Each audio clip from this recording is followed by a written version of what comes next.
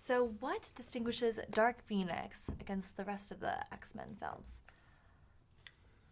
Well, it's the first time we've had a female protagonist, well, center stage, female lead.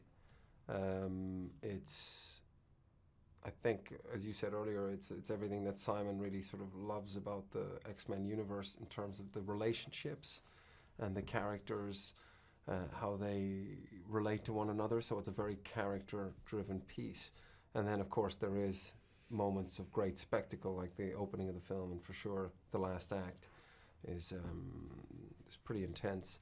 And yeah, I think it's even the way he approached shooting it, you know, sort of there's not like your classic sort of epic sweeping camera shots, crane shots. I mean, they are used, but sparingly and for the right moments. A lot of it's shot handheld and camera on the shoulder, and it's very intimate. Fantastic. I'll go with that. Yeah, you're good with that. Fantastic.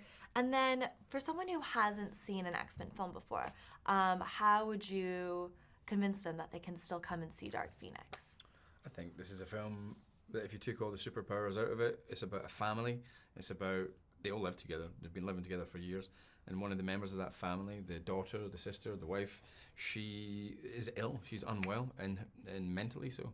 And it's about that family and the extended family trying to figure out how to help her or how to cope with that and how it tears that family apart from the inside. I'm going to ask the EW.com questions now. Okay. All right. Okay, gentlemen.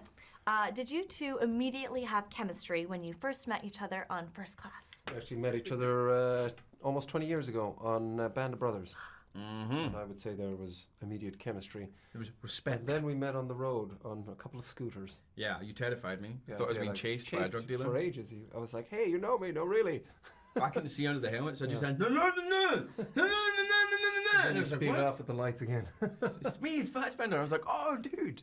There was an immediate chemistry, I think, and that's why we ended up doing this together, I think, because it was... Well, James was at my audition as well. I auditioned for Eric, and James was kind enough to be there for that, so that was... it felt very natural. There was scenes in the when we were filming that were kind of like two guys shooting the shit about who they love and the people they're in love with, and it did feel very comfortable and very just like a couple of guys, which I think ended up working. That's amazing, and that brings me to my next question. Where are Eric and Charles in terms of their relationship in this film? I think it's on ice a little bit. They've kind of decided to sort of just go, you do your thing and I'll do my thing. Yeah. Kind of sort of annoyed each other. They've annoyed each other into, let's not talk for a little while. Yeah. I still love you, but let's just not see each other for a little while, okay? Yeah. Don't call me some until it's space. absolutely necessary. I'll be there. Yeah.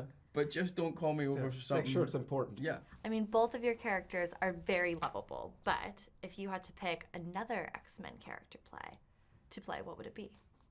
Mystique. Emma Frost. Got it. Amazing.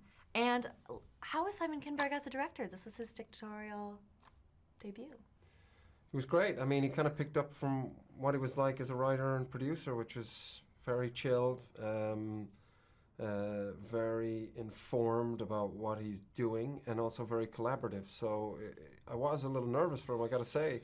It's to start, your first film with something this size, it's quite daunting. But he was very relaxed, very patient, seemed to have good, vocabulary for each of the departments. There's a lot of people, like 500 crew members, and had a very clear vision about what he wanted of the film. Great, and that brings me to my last question. What was the most fun action sequence that you were able to shoot in this film? Train stuff. Train stuff? Train stuff. Yeah, that same sequence for me. We actually managed to make, I was about to say Malcolm. We actually managed to make Charles, who's Malcolm?